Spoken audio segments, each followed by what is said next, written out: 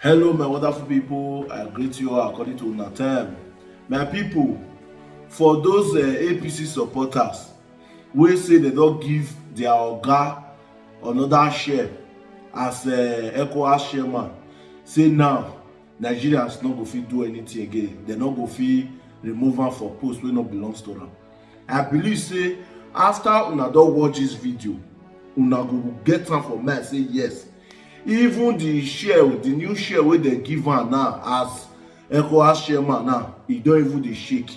Make una hear wetin dis woman talk concerning the share wey una say dem give una oga patapata. Make una watch dis video. Now, when we say the truth at home here, they will call us names. But now, our dirty linen don dey wash himself for public. On a South African TV, a woman who, of course, is a dignitary, was being interviewed, and she was being asked about the military takeover in Niger Republic. They say, how will ECOWAS intervene?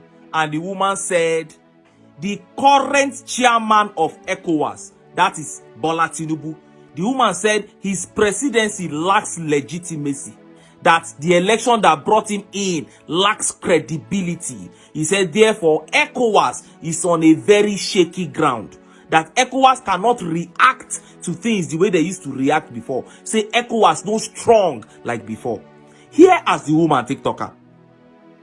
And then at the same time, the neighboring country of Niger, Mali, we've just seen now that the US there also have placed sanctions on some of the military officials. What does this all mean then for the ECOWAS region?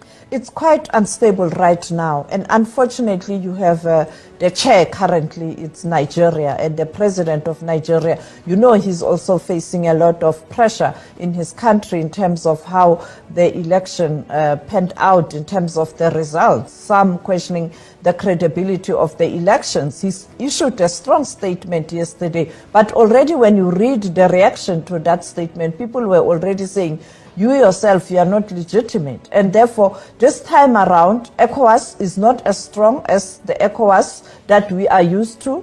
You'd recall when there were challenges in the region previously, they were quick to react and to respond. And there was that credibility because those who were speaking at that time, who were leading the regional body, had credibility. But right now, it's on a very shaky ground.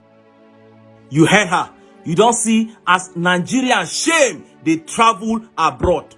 And she said as soon as Tinubu issued a statement that people came under the statement and began to say you are an illegitimate leader yourself, that you do not have the right to call anybody illegitimate. You don't have the right to call anybody to order. And to prove that the coup plotters actually see him the same way where this woman described for this video, look at how they issued a statement threatening him.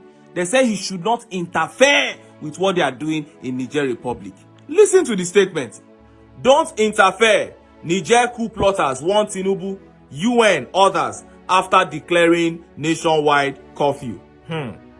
Hours after the ECOWAS chairperson, President Bola Tinubu, warned that the West African bloc will not tolerate illegal removal of the democratically elected government of Niger Republic.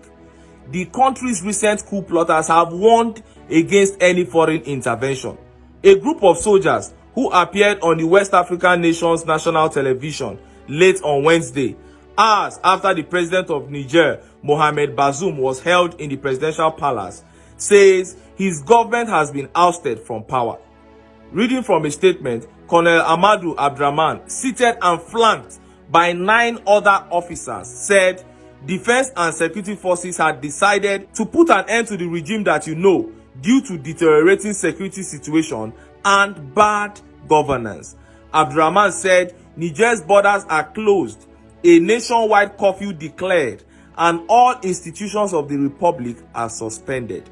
The soldiers warned against any foreign intervention, adding that they will respect Bazoum's well-being. And they have the people's backing, because the civilian politicians have not been good to the people. All they have brought is corruption, poverty, hunger, unemployment. Let me show you this video of how the people maltreated a politician that they were able to lay their hands on as the military was taking over. See the video.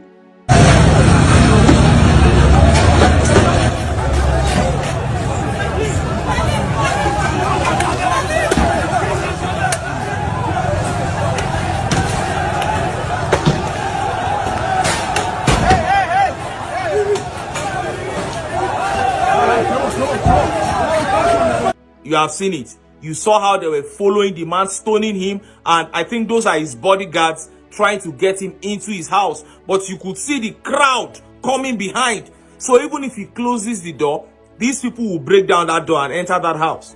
And very soon you go here say they don't buy the man. You cannot continue maltreating people and you expect them not to fight back.